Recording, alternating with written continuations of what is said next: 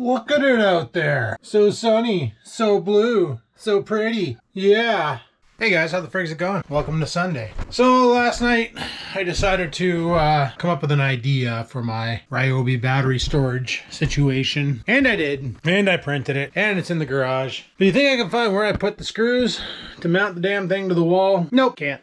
Like, I really don't want to, but if I have to, I'm gonna. And what I'm talking about is go to Canadian Tire and buy a pack of screws and potentially stare at fishing stuff for a while because I do that. Look at the backyard. She's covered in friggin' dandelions. Oh my God. Today I do want to work on that boat. I got some ideas. See, I can prove it's a gear issue by attempting to take the spark plugs out and giving the ripcord a pull. Because if it's a compression issue, there'd be no compression with the spark plugs out, right? I forgot about. See, I'm not a mechanic. I don't think about these things.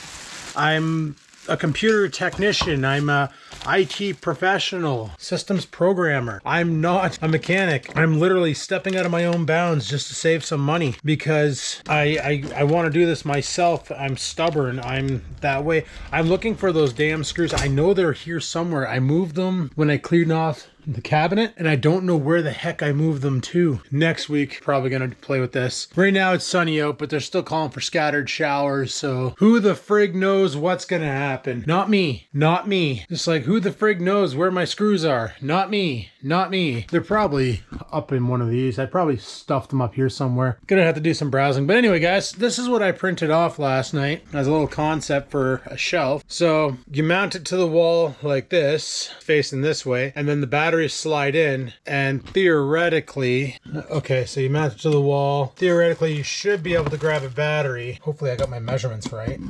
And they sit like that on the shelf. I just need some mounting screws so I can attach it. Now this will only hold two. I got a lot of batteries. Jesus Murphy. This will only hold two batteries, but it'll take two off the shelf. I'm gonna print two more of these bad boys up. Probably not the same color, but you know what? If it's a different color, I'll just trim clad them black. I don't give a shit. If I really need to be all the same color, I just wish I knew where the hell I put those screws. And the other big question I have about this mount is, did I space it right? Did I space it right? Can I put two batteries side by side and will they be happy together? Oh my God, guys, look at, okay, the batteries don't sit in it perfectly straight, but look at that clearance. Hashtag nailed it. Beauty playing, bud. Also, you remember yesterday when I was trying to attach my 3/8 drive power ratchet, or whatever the hell you call these things, to the mount. I was trying on the one that I have this thing attached to, and it wasn't going in, but check this out. I'll take this driver off the wall, take the power ratchet. For some reason, that fits fine. I don't understand the difference between this one and this one, except for this one here's on a 20-degree angle because it's meant for the weed whacker for this thing. And originally I printed it off for that thing because I was going to mount that mount on this wall over here so I could suspend the weed whacker in the air. But instead I got sidetracked and I stuck it on the flashlight.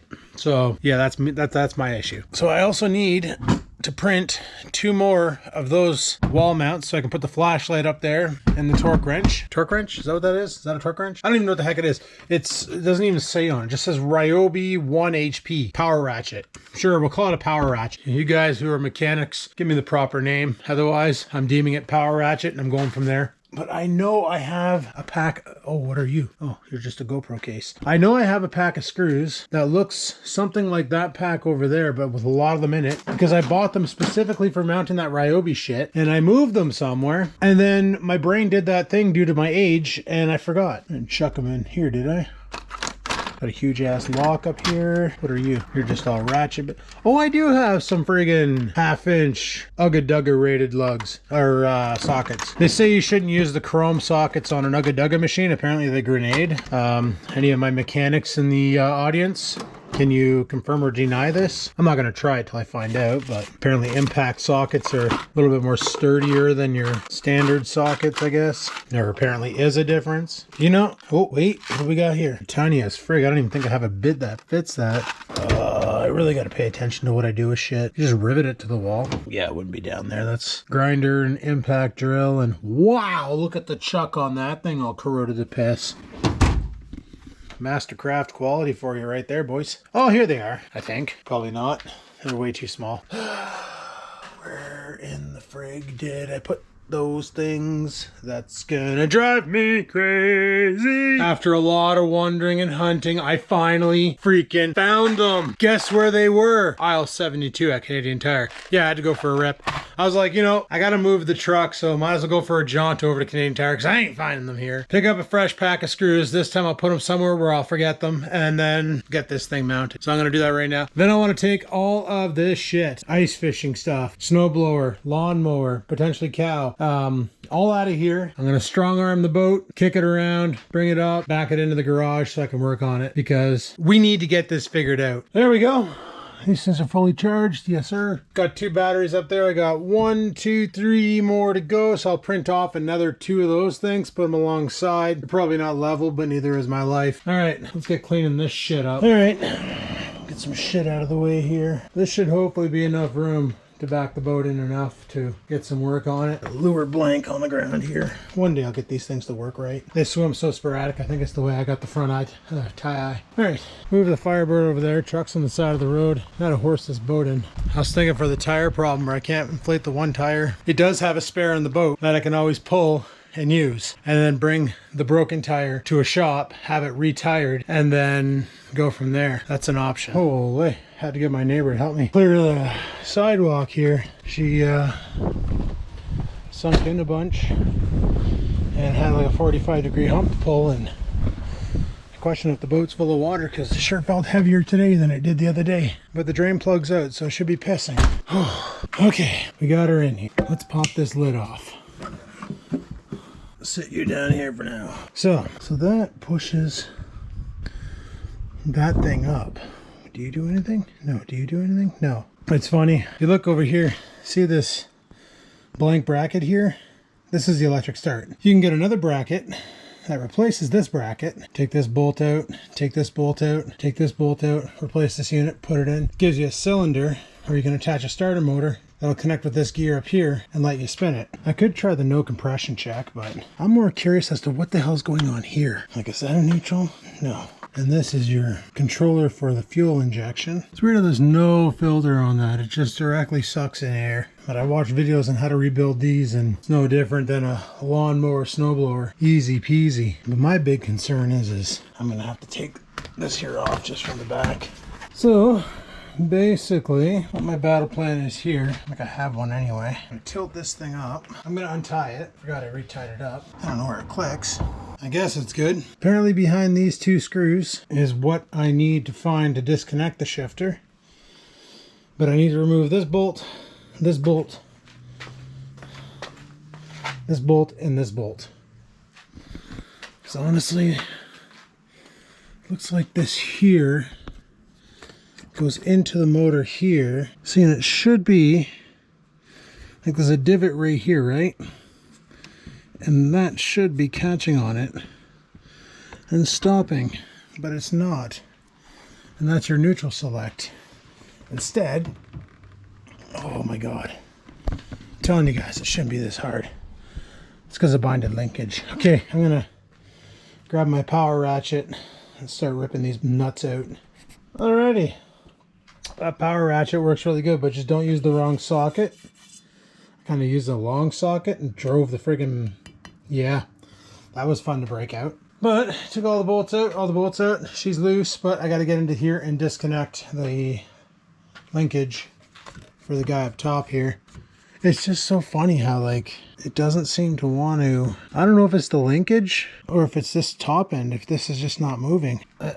Because, like, look at this. Where is it? Down here. Like, it's binding right here, so it's like there's an issue with this part. I don't know. I don't know enough about this shit to really know. I don't know what this thing does. Is that the throttle? If I turn the throttle, does that move? No, it's moving up here. That should be all the way off, I think. Then turn towards E to make it go faster. So that's the throttle up here. I don't know what this is. That's my choke. And the kill switch is hooked up, right? We'll just say it is. Because if I do run out of water, you can, for a couple seconds, and make sure you can kill it.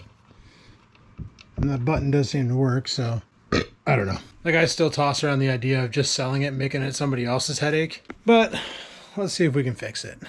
Or make it worse, whatever. Okay, this makes no sense. Like, I've disconnected the bottom here. The moment I took that out, look what I can do now. Look at how easy it is.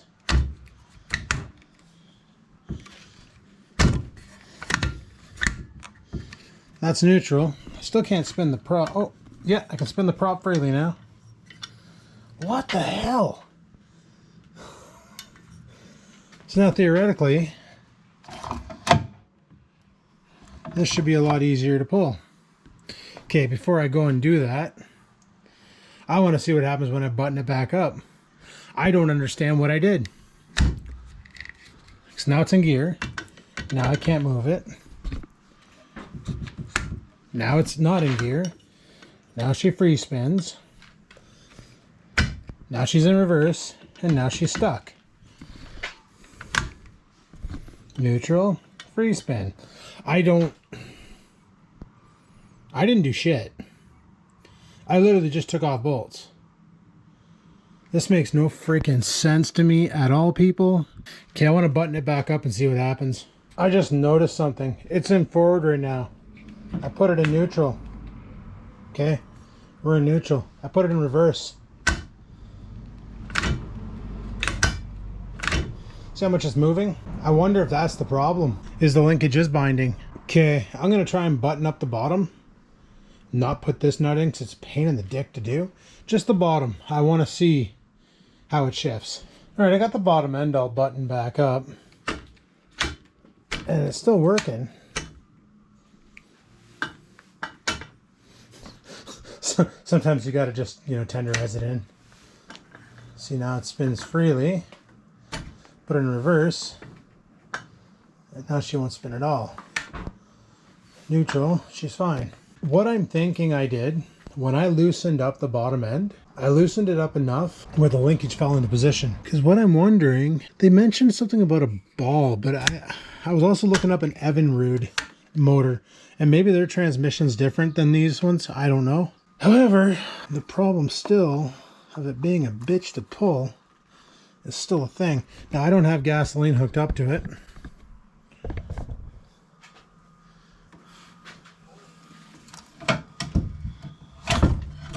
Which is still really rough to pull. So what I'm wondering, if I disconnect one of these spark plugs, will the compression tell me what I need to know? I need a spark plug socket. I think I have one in here somewhere. You're probably not it. Oh, yes, you are. Cool. Oh, and your 3/8? Oh, all right, cool. Plugs look pretty good to me, for a 2-stroke engine. However, with a plug out, let's see how she pulls now.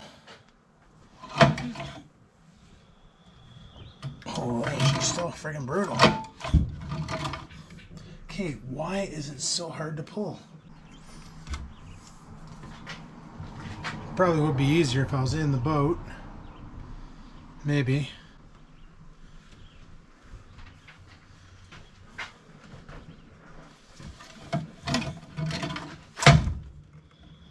Holy, it's that one compression stroke. Okay, I'm going to take the other plug out too. We'll drop both plugs and see how much of a pain in the ass it is. Alright, this plug looks not too bad either. Now, with both plugs out, there should be no compression.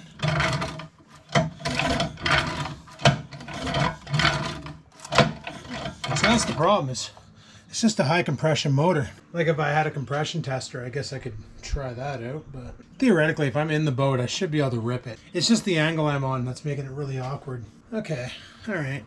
I'm gonna put these plugs back in. Always good to inspect your plugs, I guess. So because I don't know, I went over and asked my neighbor because he's got a boat. And he's been boating for a lot longer than I have, And by that I mean more than never.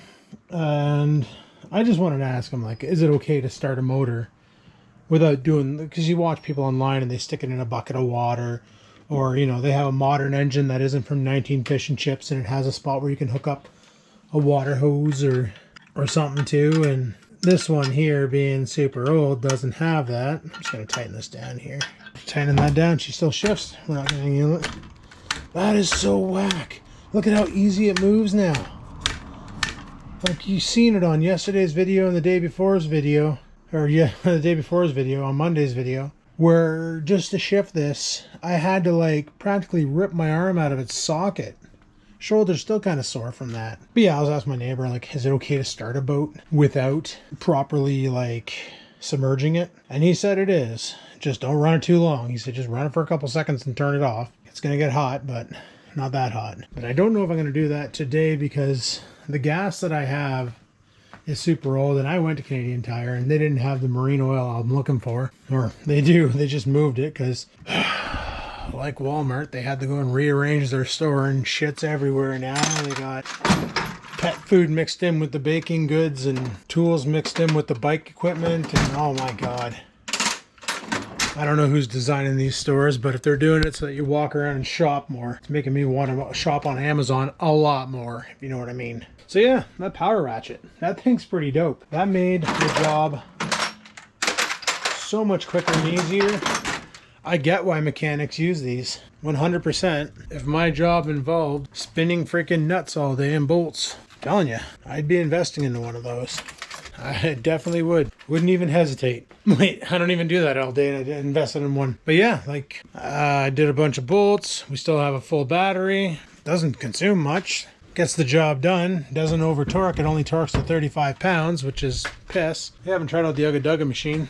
Basically, I want to sort out the engine problems before I decide what I'm going to do with it. If I'm going to keep it or dump it. Because regardless, if I do dump it, I want to clean it up a bit. Clean up the paint, make it look prettier. Trailer, well, whatever. And then just make it somebody else's problem, I guess. I sorted out the transmission issue. I just got to get some gasoline. If I can get it running, well, she's going to have a lot more value to her. I just don't see the point in owning a boat because, like I said, everybody I fish with has a boat. And we always end up using their boat. So unless I bump into somebody who wants to go fishing who doesn't have a boat, it's kind of pointless to be owning a boat. Because if I fish alone, 95% of the time, I'm either going to be on the bank or in the kayak. There we go. We're all buttoned up. Put the lid back on the engine. I'm not going to start it today. I got to get some fresh gas in it. Like I said, 2-year-old gas that's been sitting in the freaking boat since forever. That ain't going to fly. So let's get this thing buttoned up and go from there. Like, I know I'm getting old and all, but I just spent the last 15 minutes trying to find you guys. Holy crap, I put you down. Forgot where I put you. Telling you, I need to pull up. Anywhoozle. Got the boat out here. Trans Am, I'm going to pull it forward a bit. Bring the truck in. I'm going to leave the boat here till I can get some gas. I'm trying to decide how I'm going to paint this. If I'm going to use spray bombs or what. Now we know it's just a high compression motor. Because pulling the plugs out, it spins freely. It's fine. It's just got some stupid compression. Now there should be a compression release somewhere where I have no idea. I don't see anything on the front about it. We know that's the throttle there. That makes me a little nervous. Looks like you freaking electrical taped it. Whatever. Yeah, we'll figure around with this another day when I get some gasoline for it and then see if she starts. And then maybe potentially take it to the lake and rip around the water for a bit. And then make her decision. Go fishing in it, see how we like it.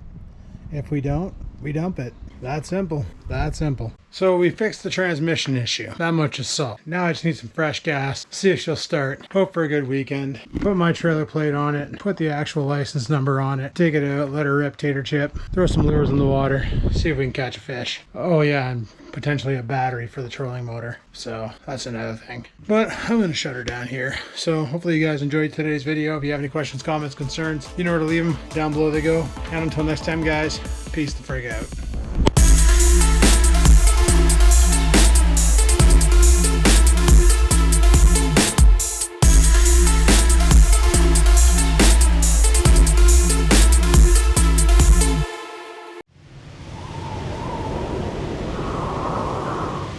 Sit, stupid, sit. Good dog.